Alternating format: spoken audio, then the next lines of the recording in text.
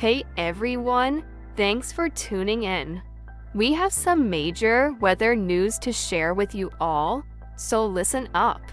A massive snowstorm is on its way, and it looks like it's going to be a big one.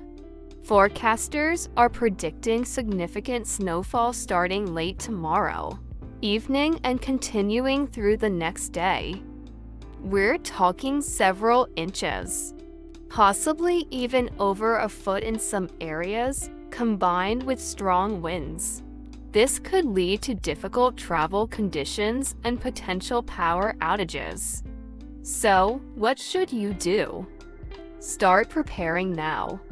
Make sure you have enough food, water, and emergency supplies to last a few days. Charge up your phones and power banks.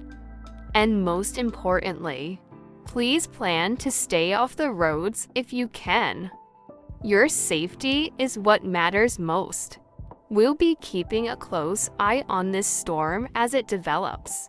So make sure you subscribe and hit that notification bell for the latest updates. Stay warm and stay safe, everyone.